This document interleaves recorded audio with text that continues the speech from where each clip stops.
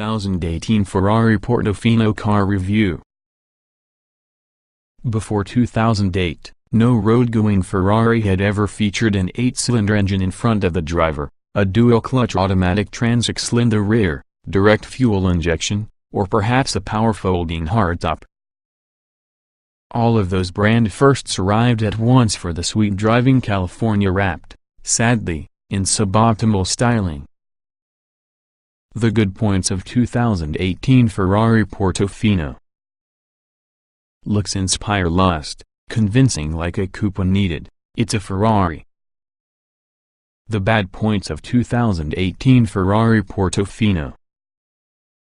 Some chassis flex, rear seats suitable just for children.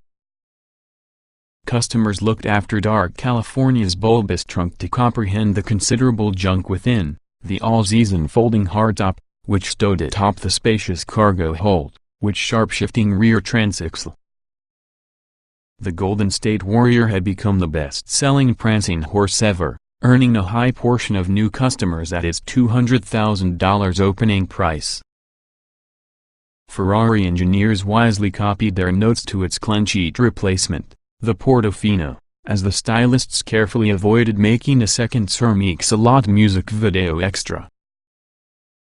The car is known as for a ritzy Italian village around the Mediterranean, though the late Brock Yates would undoubtedly be honored to determine the name on the finishing position for the Cannonball Baker Cito Shining Sea Memorial Trophy used on a Ferrari. You may recall that they won the race with Dan Gurney in, yes, a Ferrari.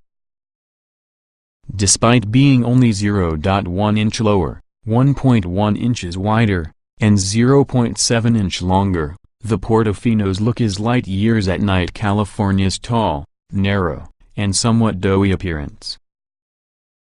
A pair of fairings trail from each rear seat headrest into your trunk lid to get rid of the panel's visual heft, then when the roof is raised, those spears gracefully carry the greenhouse's profile all the way towards the Portofino's tail. The grille's upturned edges form having a positive smirk suggesting that when the California was the Ferrari you could possibly text you up. Within a late-night bid for the good time, the Portofino knows it's pretty enough to get the one it suited you to take home initially. The smattering of punctures from the bumper, hood, and front fenders add sinew for the design and belie the entry-level Portofino's rather more serious hardware and intent. Thin vertical slats outboard of every headlight let air slip into your front wheel wells to make pressure out of the wheel spokes and minimize drag.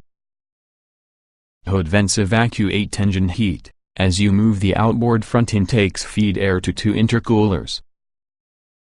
In spite of greater powerful Portofino's higher cooling needs demanding more open frontal areas, Ferrari says its 0.31 coefficient of drag is 6% a lesser amount than the California T's. It's the entry-level Ferrari. With 591 horsepower. And oh, boy, that engine. It wasn't a weak point inside California T. And just to become sure it wouldn't exist, Ferrari gave it an extra 39 horsepower and 4 lb-ft of torque. All 591 ponies hit at redline, marked within the Portofino at 7,500 revolutions per minute. Credit revisions on the V8's pistons, connecting rods, and management software, although a lighter weight, freer-flowing intake helps as well, along with larger diameter exhaust piping and equal-length, single-piece exhaust headers with integrated twin-scroll turbochargers. In a Ferrari first, the exhaust flaps are electronically controlled, not pressure-actuated, and, when open, they boost the engine's voice an octave or two in the baritone California T's.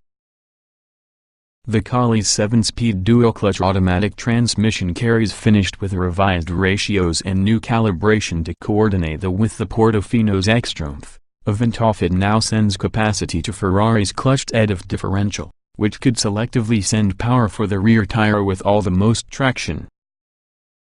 The uneven, slippery roads of Italy's Apulia region where we drove the automobile occasionally challenged the EDF as well as the F1 traction control system under full throttle launches. This manifested in slight tail wagging, yet not much wheel spin, as engine torque shuffled relating to the left and right rear wheels seeking grip.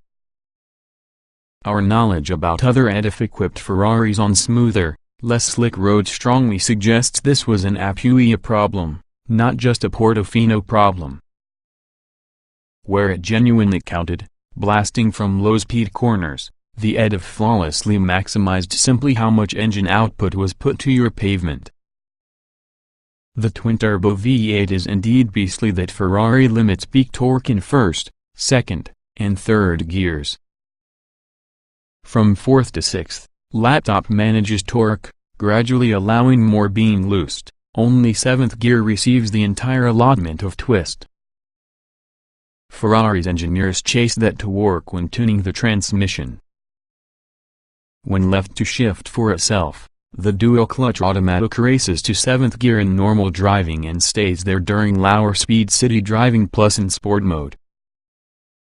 You won't notice, considering that the engine's 561 lb-ft of torque ably moves the roughly 3,700-pound Portofino even high gear. Or, like we did, you'll slap away for the metal shift paddles fixed on the Portofino's steering column and explore the reduced gears, as well as the accompanying lustier engine sounds. Below 3,000 revolutions per minute, where some droning occurs, the engine is quiet. Above it, hold on tight. Ferrari claims the Portofino can reach 60 miles per hour after as little as 3.5 seconds, but that estimate is just as conservative as Alabama. The heavier, less powerful California T needed only 3.3 seconds in this testing, plus the Portofino launches hard, torque fiddling be damned. The ease that we attained 130 miles per hour about the Autostrada leaves us with little question of the factory's quoted top speed of over 199 miles per hour. Italian Riviera, the Golden State. Other impressive numbers? Ferrari found 176 superfluous pounds inside California T's engine and structure and excised them. More efficiently allocated welds inside aluminum body and white reduce weld lengths by 30%. Pressed aluminum underbody aerodynamic pieces replace the California's plastic, Bolton panels. The power-folding hardtop is lighter than before despite being larger and beefed up. It can be opened and closed at boosts to 25 miles per hour. The process is like opening a drag chute. Ferrari says the lighter body which 35% stiffer, although we noted some mild cowl shake on uneven pavement with all the top lowered plus some chassis flex while entering steep driveways. Those bugaboos do not have apparent effect about the suspension's competency. Ferrari claims the springs are 15.5% stiffer in front and 19.0% firmer at the spine, bringing the baseline setup to almost the same level as being the California T's optional handling package. Adaptive magnetar or heliological dampers are again optional, and they're so competent they ought be in standard. Flick the steering wheel mounted Maranello driving mode switch between comfort and sport, plus the dampers deliver a composed ride and peerless body control in either case. Only the other Ferrari with electrically assisted steering following your 812 superfast, the Portofino reveals the automaker remains to be sorting out its system. The steering, and that is 7% quicker versus the California's rack, and it has a satisfying on-center valley and pleasantly light effort, twitches the Portofino into corners as being a taser towards the quarter panel. But it never transmits that last iota of feedback that electrically boosted Porsche racks do. Your internal gyro makes inside the difference, along with the Ferrari's rear biased weight distribution 54% with the masses claimed to sit for the rear axle and surface of front-end grip.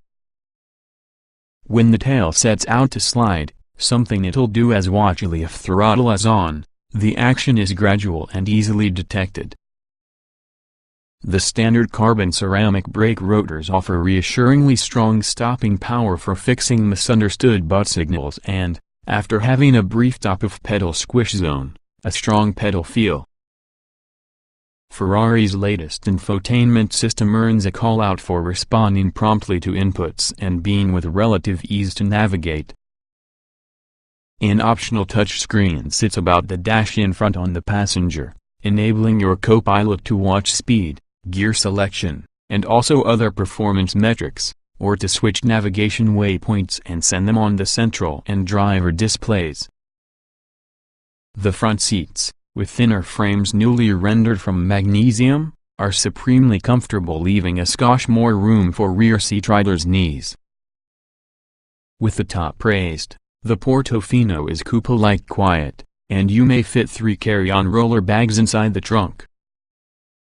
So it says everyday useful and uncommonly athletic since the California, with fewer firsts. The one that counts most around? It's the primary classically pretty, front-engine, 8-cylinder, folding hardtop Ferrari.